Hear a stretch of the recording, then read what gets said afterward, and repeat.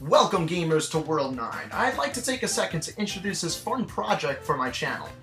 Using Super Mario Maker, I'm making a completely original Super Mario Bros. Game with a realistic difficulty curve. I'm talking about themed worlds, original boss battles, secrets to find, and just a truly authentic Mario experience that feels like it came straight from Nintendo. These videos I'll be posting on YouTube will be showcasing every level I made, explaining the creation process, but I didn't want to take all the fun away from experiencing these levels yourself. Every single stage I make for this project has 5 hidden red coins in the level. If a player finds all 5, they are rewarded with a secret room, which is essentially my version of a secret exit for the level.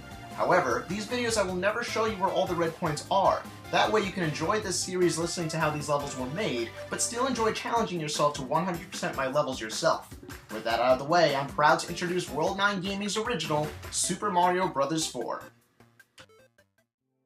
Okay, welcome back guys. We're now at level 3 of World 1, and if you happen to just stumble across this video on YouTube, if you would like to see my previous video, you can click here to see level 2 of World 1. I'm in the process of making my own Mario game level by level with increasing difficulty, but I digress. You probably already know that. Anyway, this is my personal favorite level that I created for World 1. I'm really proud with how this came out. And similar to the previous level where there's a constant theme, and in the last level it was POW blocks, in this level we're going to be introducing Yoshi for the first time to the player. So the entire basis of the level is showing the player things you can do with Yoshi that you can't do with just Mario. So for example, like Yoshi helps you jump higher, so a lot of platforms are just barely out of reach to teach the player how Yoshi works. And especially when it comes to getting the red coins, all 5 red coins, like, exploit Yoshi's abilities. So now, since this is still World 1, and it's still, you know, the grassland world, I wanted this level to be very, like, gardenish, or, like, gardeny. Those are terrible words, but you know what I mean. Basically, like, that was my, goal for this level aesthetically. And before I get on Yoshi right now, I want to show you. So if you go to the right here, that's just a bottomless pit. You can't go over there. That's not going to do anything. But... and if I try to, like, just not ride Yoshi, like, these platforms are too high. Mario cannot get to them, no matter what. Maybe you do a triple jump, but why would you do that? But if you ride Yoshi and hold the jump button, he goes a little bit higher. So I'm forcing the player to not even be able to continue the level until they are on a Yoshi. And that they understand the concept of, yes, he can jump higher than Mario. And going back to what I was saying about making this level kind of look like a garden, which is why I'm using all of these green... flowery platforms. You know, there's like, one thing I've noticed in this game is like there's a lot of good levels out there and like creative levels and stuff, but like only some creators really go out of their way to make their level look nice. Like these mushrooms over here, like underneath here, like you're not going to jump on them. They're not for platforming purposes, but they make the level look like a nice level. I really like decorating the level to just make it feel authentic, like a real place, like a real level that Nintendo would make.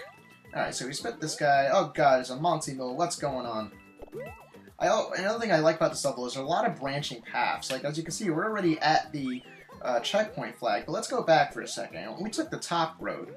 What happens if we take the bottom road over here? Alright, so we've got stuff over here.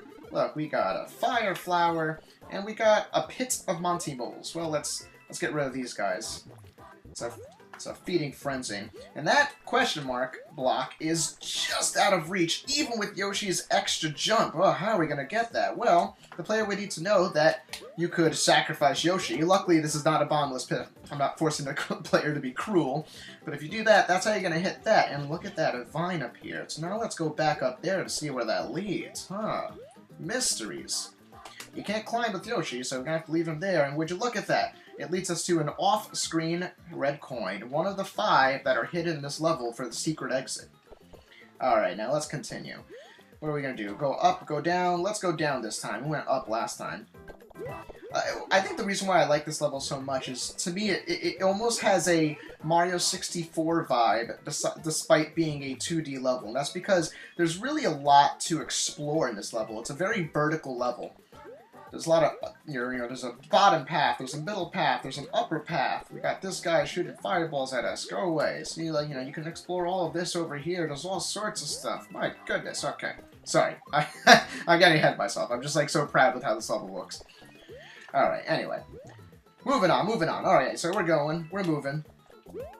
I'm going to show you this red coin up here. See, so, like, if you explore and come all the way up here, you're going to find this red coin. And what the heck is that, Hoohickey? Ah! Okay, I didn't mean to already hit that. But yeah, that's how you get that. You got to use Yoshi's tongue, because you can't bounce in there otherwise. I didn't even know Yoshi can grab coins with his tongue, but once I discovered that, I was like, oh, that'd be a great way to put a red coin that forces the player to need Yoshi. Every red coin, like I said in this level, exploits Yoshi's abilities in some way, shape, or form. Alright, we're starting to get to the end now, so we're going to get onto this platform.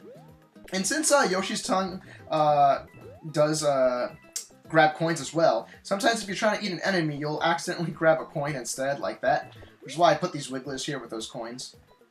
And I purposely chose to put a lot of wigglers and Monty Moles in this level to emphasize the garden aesthetic of the stage.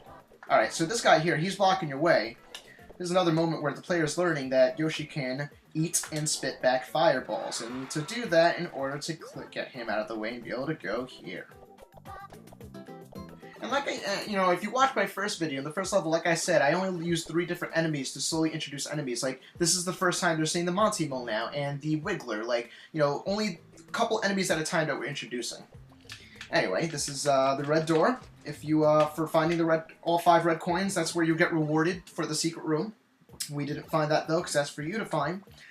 And Mario games always reuse the gimmick of the level to get the top of the flagpole. So since Yoshi was the gimmick of this level, you need him to get to the top. And the coins, the path of the coins even kind of shows how that works.